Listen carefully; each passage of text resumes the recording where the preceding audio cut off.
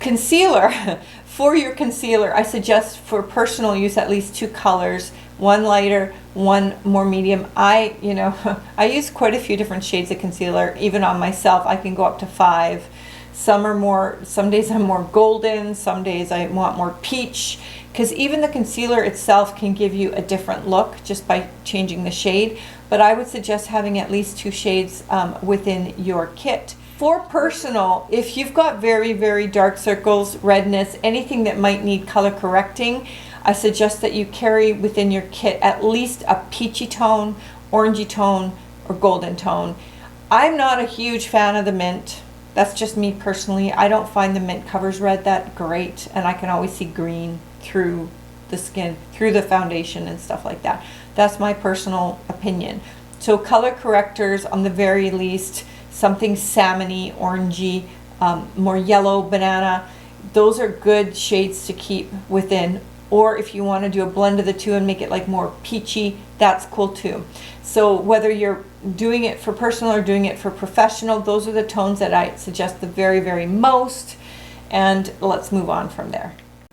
For contour colors, and we're going to be going into all this, you guys, when we start into the makeup. Contour colors, I really feel like you need, something that's more like mocha toned, something that is more peshy beige, and then something that's more kind of peachy light.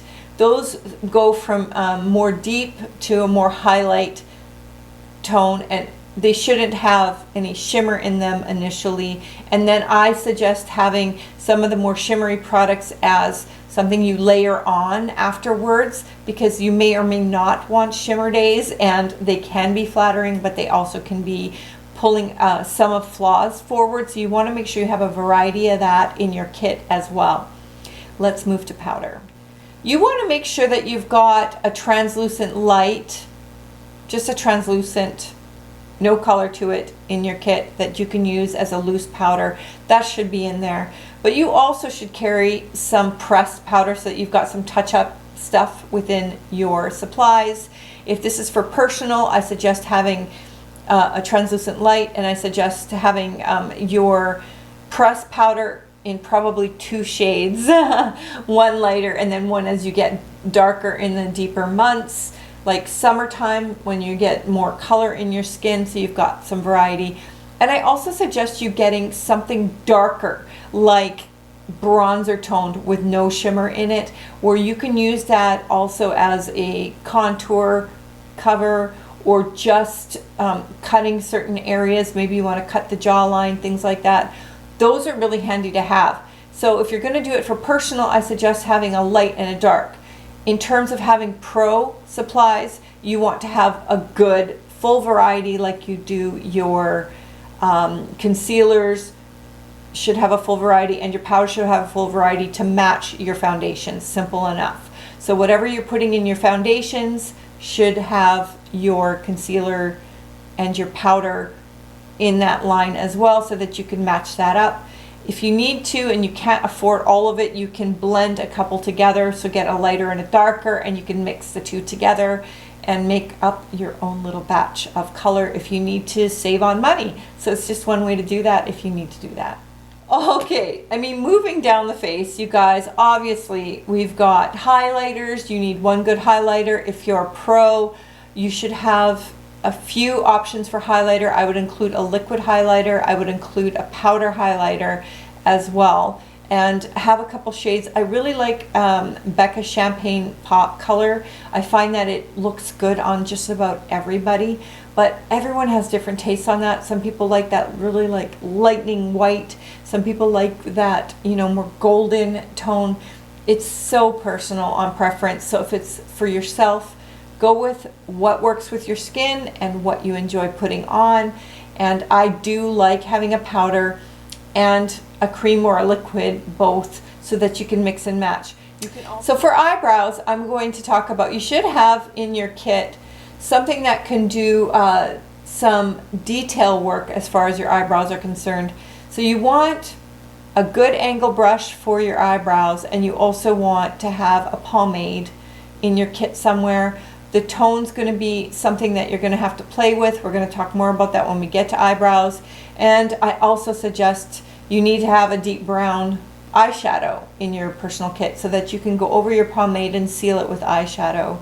If you're a pro, you want a good variety. You want to have some really thin eyebrow pencils for finer work. Also ones that have brush strokes to them. Some of them now have fibers. So I suggest that you play with those. You want to make sure you have a taupe, a medium brown, a redder brown, an auburn, a black, and a maybe even a gray in your kit when you're trying to decide what to put in there. Pencils are great, but you will run through pencils a lot quicker than you will pomades. Just giving you a heads up, you'll run through them way quicker. So if you're trying to budget, then go more with the pomades. And if you're loving pencils and you just like working with them, there are so many good ones out there. You guys are going to have to experiment with those. So pencils are an option as well.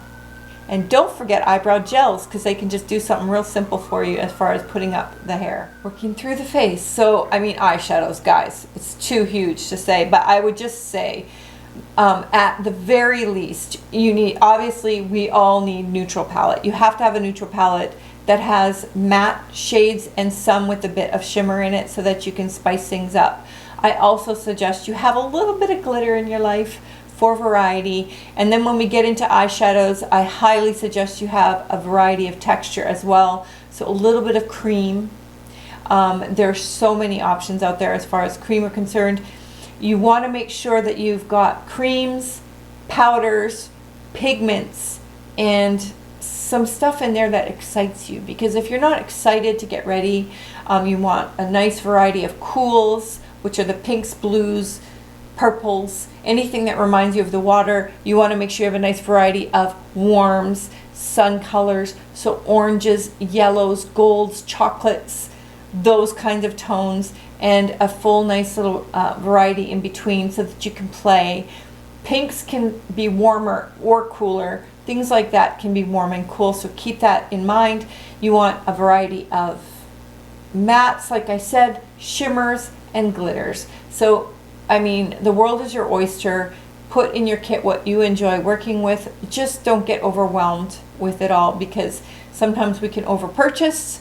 We went through some of that in 2017-18. We all did it, even up to 1920, and really got crazy with adding on too much. So just look at your supplies and don't overdo it.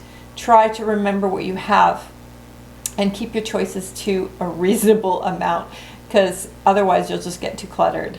Eyeliners. I really believe in having some gel eyeliners, some liquid eyeliners. I even like stamps. Those are fun to use to play with. You're also going to be able to play with water and eyeshadow to make a paste to make your eyeliner. And I'm super enjoying very, very thin eyeliners for rim work, like the Maybelline, the thin Maybelline eyeliner. I'll find it for you guys, like something like this. I love for doing rim work on. It's super detailed and fantastic to work with. There's a multitude of liquid eyeliners out there as well, and also pens. So you guys can play with those and keep a variety of black, brown. I like nude, and it might be wise to have a white. Those are on the minimum. Anything else you can create with creams and eyeshadows if you need to. And there are a ton of beautiful gel colored eyeliners, like from Inglot and places like that, that you can play with as well. But they're not necessity items. Those are all fluff items. Your choice, your decision, not necessity items, like I said, but the ones that I mentioned are very good. Mascaras, you want to make sure that you've got a tube mascara, a regular super maximizing mascara, and you may want to keep waterproof as well, especially if you're doing makeup on other people for weddings or for anything that's hot outside, or for people who have very straight eyelashes and all they can use is waterproof. And make sure you have in your supplies, if you plan on doing any makeup on anyone else, lots of these, because you never want to double dip your mascara, but we'll go through that when we get into actually applying the makeup. But just keeping that in mind to keep into your kit is those items as well. Bronzers. Oh, I'm so in love with bronzer lately. So basically bronzers, you should have a matte bronzer, you should have a shimmer bronzer, and you should have a couple of shades. Some can be more orangey and some can be more, let's say, more olive or more taupe. neutral. So you should have a little variety in there, because there are days where you want something very clean, and there are days where you really want to warm up your skin. And then I also love to have some loose powder shimmer bronzers, so that you can shimmer up your body or shimmer up your cheekbone areas. Those are great to have as well. I showed in another video about the MAC loose powder. It's super amazing. There's so many different ones out there, so you want a good variety of your favorite bronzers, because I bronze pretty much everyone. Everyone can use a little sun-kissed look, a little warm up. In terms of texture, if you like cream bronzers, put them in your kit. I definitely love oils, and I love balms. Like the Danessa Myricks ones that I've talked about before, those are amazing. So keep something like that in your kit as well, because it will help change the texture of your skin. Those are all fantastic for your kit. Okay, going into blushes, there's liquid blush, cream blush, powder blush. You probably want to have a little bit of it all. You know, I love the Milani cream blush.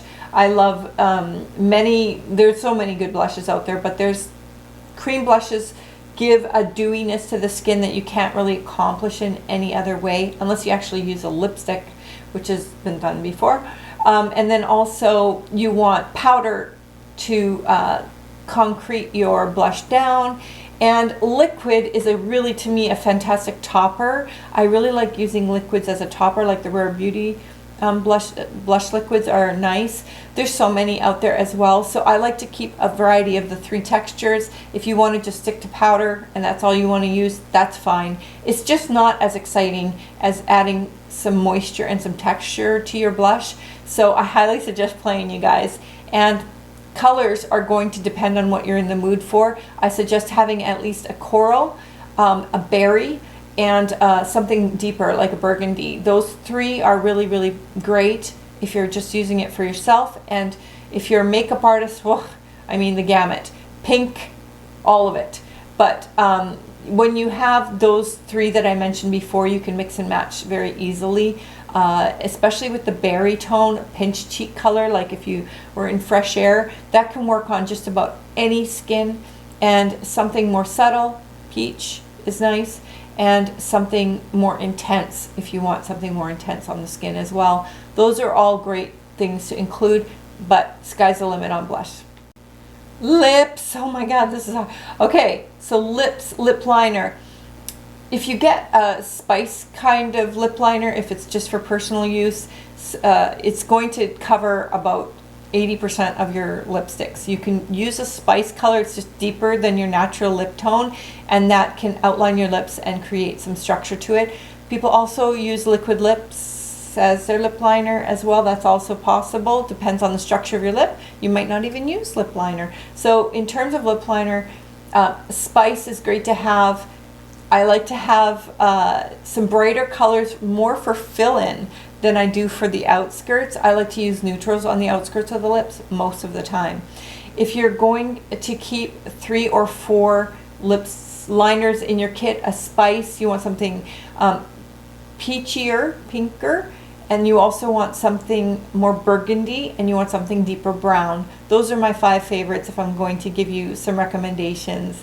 You notice I didn't put reds or oranges or anything in there, because you can do that with lipstick and any other lip products or liquid lips. But those lip liners should cover you, and if you're a makeup artist, I probably recommend having at least double that on to have as a basic, and then you should have your bases covered, just a few more in there, so you have a few more options.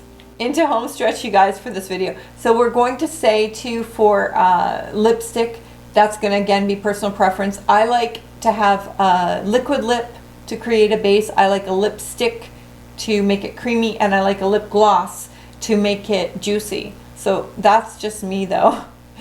I'm high maintenance. So you guys can choose. I cannot possibly tell you how many lipsticks you want to have in your kit, but if I was having a personal lip decision, I would carry 10. I would carry 10 different lip colors in my personal supplies. If I was a makeup artist, I would triple that. I would say about 30, minimum 20. And you're gonna find certain lip colors work on almost everybody. Like a nice, like in those spice tones with a little bit of plum to it, those colors work on lots of skin tones, and we know about nudes. There's pinky nudes, there's beigey nudes, there's a million pinky, orangey nudes. There's all kinds of nudes out there. You want a plum, you want a nude, you want to have brighter tones like a red, you want something in the pinks and purples, and you obviously can, you know, get into the peaches. There's so many colors out there, you guys. You want to go blue lipped, you go blue lipped. Black lipped, go black lipped. I just want to give you guys some ideas of what you want to have.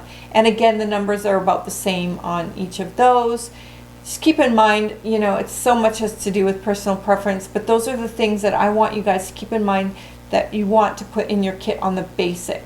These are just makeup products. When it comes to like kit supplies for makeup artists and things like that, I do the full list in the book.